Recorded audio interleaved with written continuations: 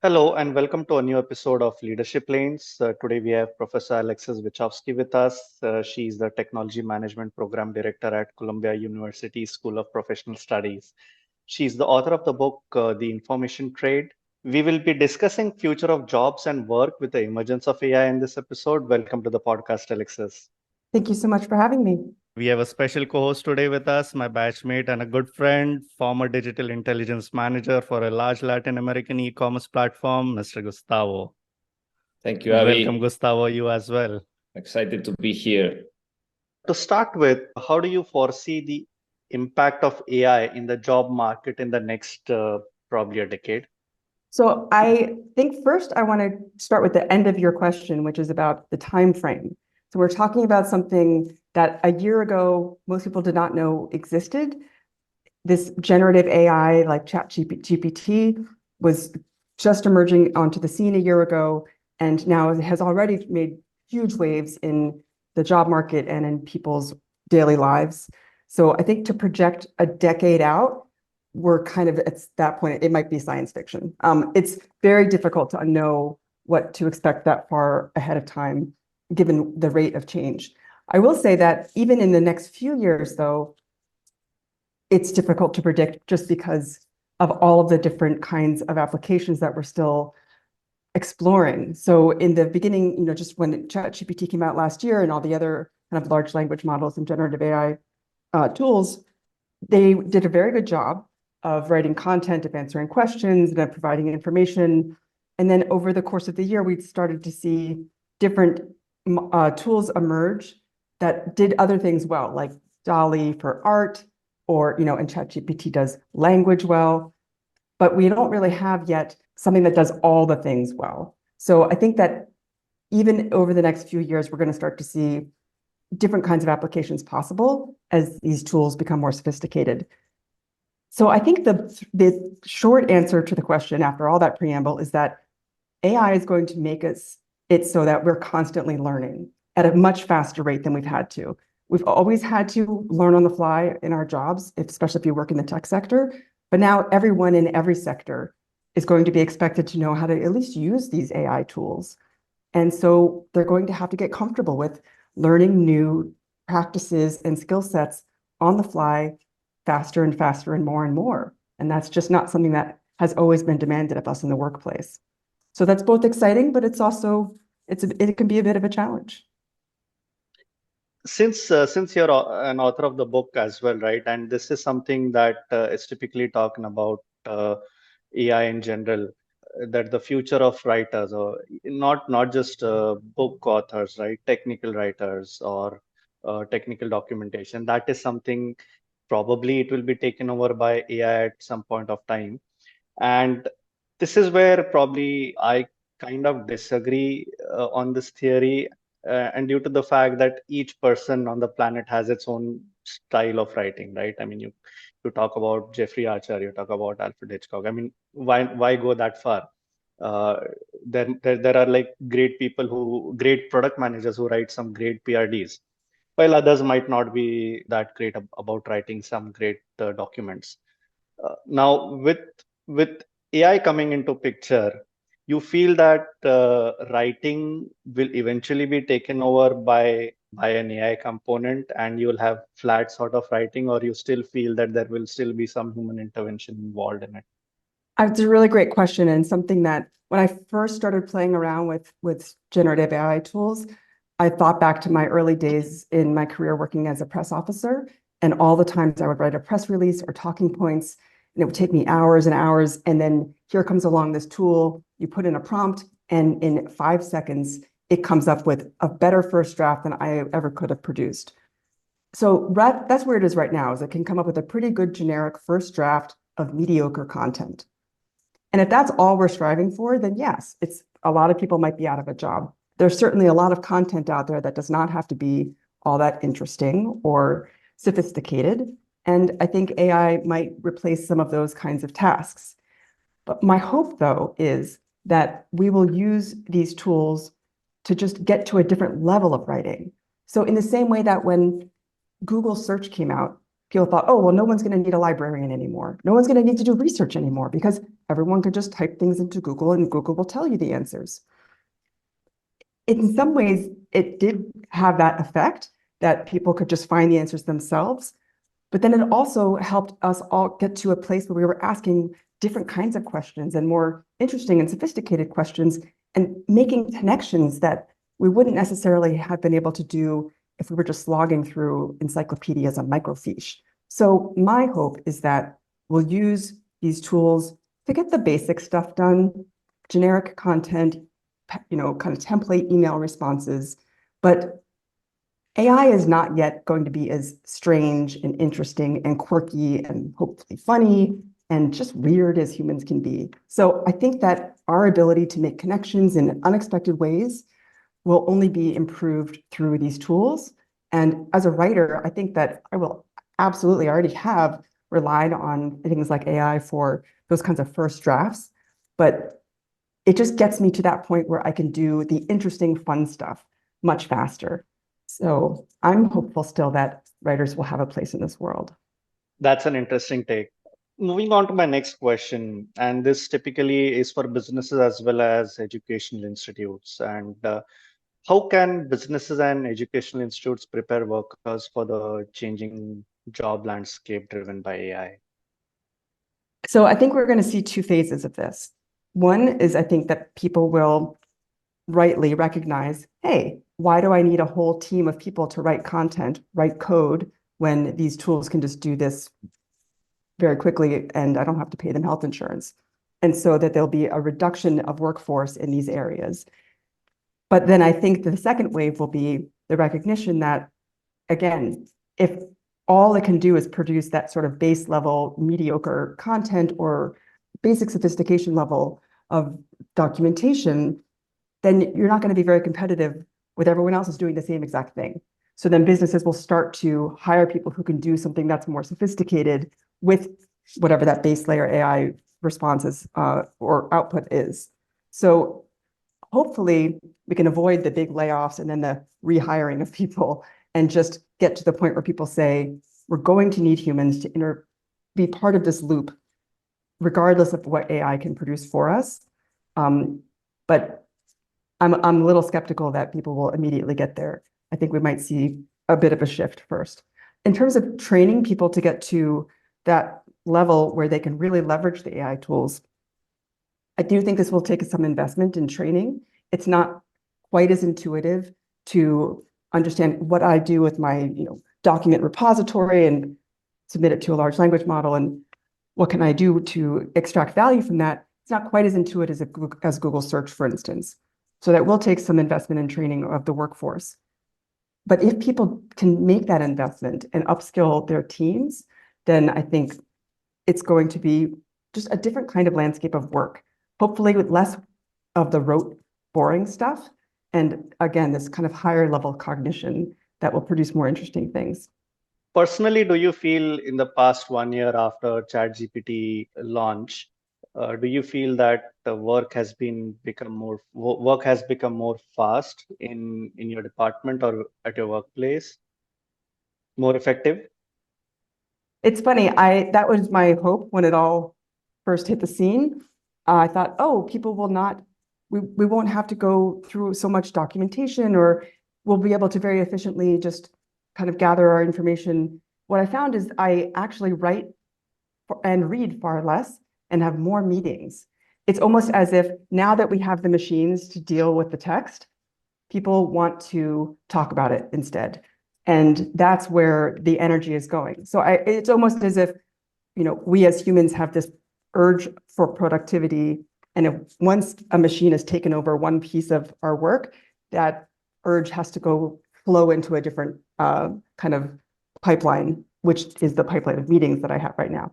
My hope is that we will get to that next level where we can redirect again and actually start to understand what the other kinds of possibilities there are. And actually, I just had a thought. I think one of the things that we've both benefited from, but also don't really know what to do with the speed with which generative AI works, is that our processing speed has not exactly caught up. We can generate a document in 5 seconds versus an hour, but it doesn't mean that we understand it that quickly. We may still need the hour to really mull it over and figure out what it means and why it matters. And I think this is one of the reasons why my meetings have increased, because we need to kind of chew it over and figure it out.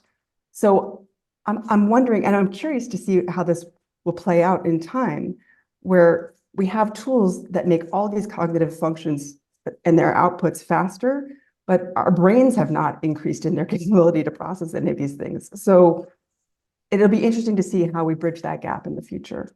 You're talking about the revolution, no? The revolution that is driven by whom? And this is my question, Alexis. In your very interesting book, The Information Trade, which I will recommend to our audience, you proposed an amazing concept, which is the net states, no? That define mainly how big tech companies are operating beyond the standard or usual limits of a company, no? And in some cases, even behaving like nations. So can you walk us through this concept and the concerns that it brings also?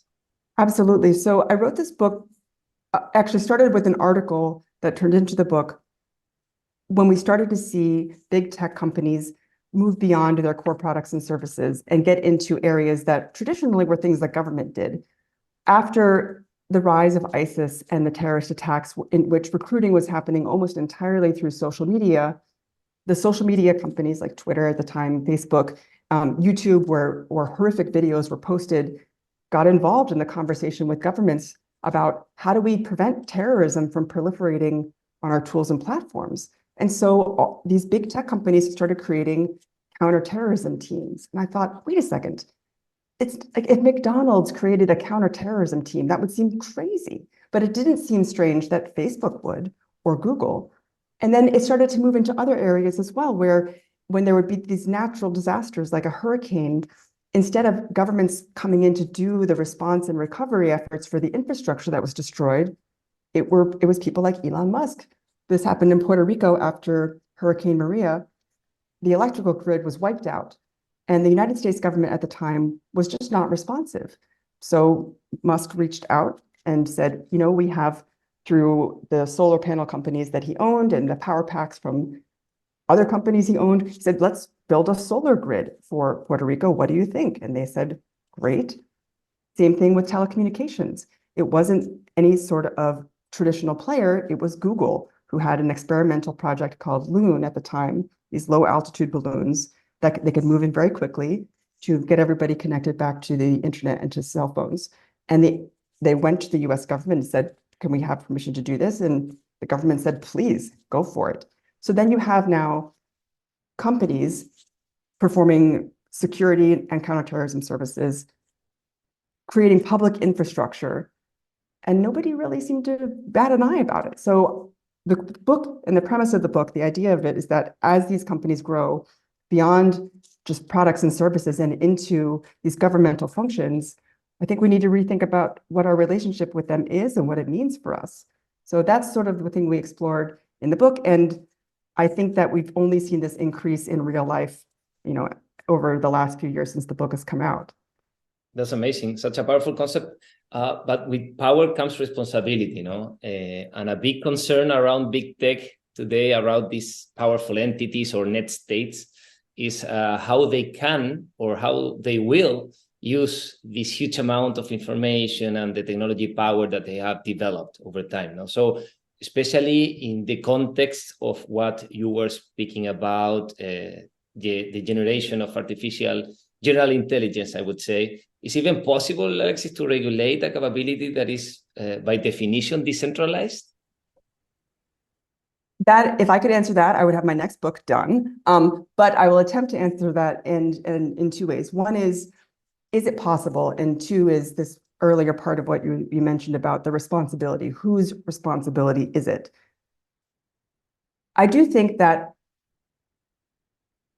regulation is possible for just about anything that humans do, but it's not going to necessarily happen right away.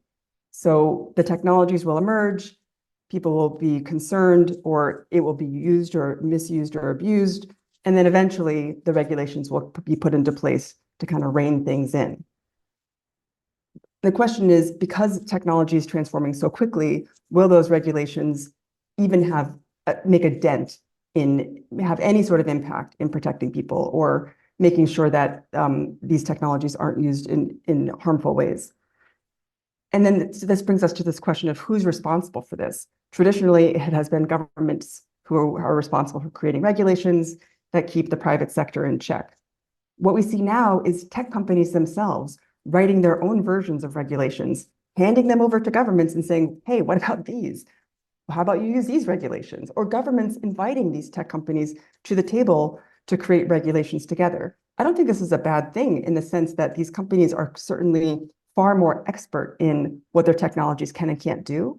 So in some ways, it's appropriate that they're involved in the conversation. At the same time, it is not in their best interest, the private sector, to reduce their activities that might cut into their profits. So this is where this issue of responsibility comes in. Governments serve their citizens, companies serve their shareholders.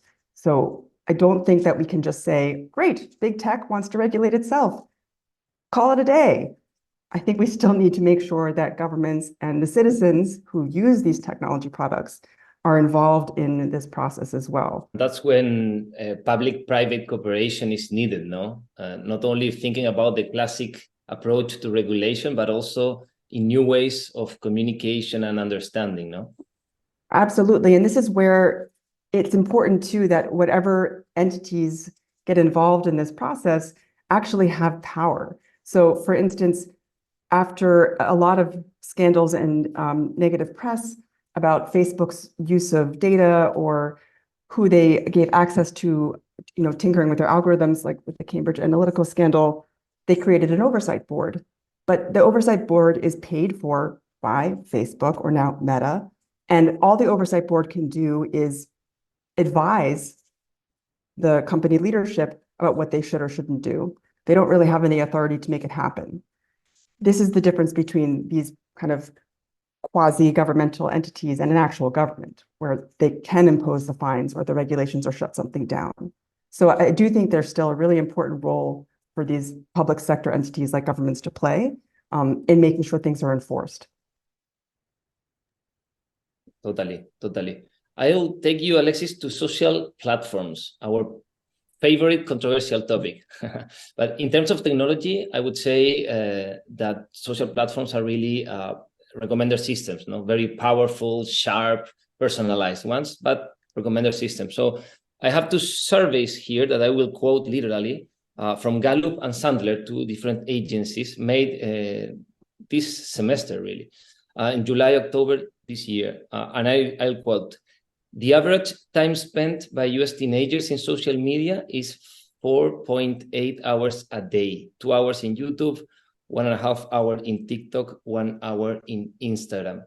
So what's your take on the effects of social platforms, especially over young population, and what to expect in the coming near future with evolving technologies? It's always, I know these statistics conceptually, but it's always startling when I am reminded of them. And I appreciate that you framed this to begin with as the product of recommender systems, because it is not just a social platform where people connect with their friends or other people who have similar interests. There's an invisible hand. There's an invisible hand in all of the social media platforms guiding one user towards one kind of content and another user towards another kind of content based on what they think they're going to like. And they do a really good job of it because, as you mentioned, the recommendation systems are in a part of all of these platforms and have only become more sophisticated over time. So this is my bigger concern, is not the hours spent on the apps, because if they're just teenagers connecting with their friends online versus at a park, they're still connecting with their friends. I don't think there's anything wrong with that. I think it's a really important part of growing up. But it's this invisible hand that's nudging these groups of people to one place or another that I don't think that people in their teens or just in our daily lives are consciously thinking about the fact that they're not only seeing what their friends are posting or people who have similar interests are posting, but that they're being pushed or pulled in one direction or the other by some other entity. So whether being conscious of it actually changes our interaction with the system or not, I don't know. But I do think that this is something that needs to be brought to light, and we need to have much more awareness of than we do. This is content for the new book, or no? Are we expecting deeper dive in these topics? I think I should now. This is definitely something that I'm interested in exploring further. And there is another book in the works that I'm hoping I'll have some time to do some writing on in the next couple of months. Not necessarily on an information trade part 2, because I think we've seen a lot of how big tech is, of course, has powers similar to countries. I don't think that's a controversial or new discovery, but I think there's a lot of questions still around what we as users and citizens can do about all of this. What is our role to play? We're not just purchasers of products and people who work with these tools and systems. We also have tremendous power over how they develop and how they're deployed and what lives and what dies. If all of us on Earth decided for 1 hour to stop using Instagram or stop using YouTube, it would have a massive impact on the leadership's decision-making. If we were going to organize ourselves in some way, these tools would be ghost towns and have no value if it weren't for the users. Yet I think we all, as users, as people, feel like we don't have any control over these systems and what they provide for us. So this is the thing I think is interesting to explore next, is who is serving whom here? Are we getting something out of the technology that serves us, or are we somehow pulled into a technology system in service of something else? And that is something that I think needs to be explored a little bit more. It was great talking to you, Alexis. Thanks a lot for being a guest. Thank you so much for having me. Thanks, Thank you, Gustavo. Alexis. Great insights. Thanks, Take care. Abby.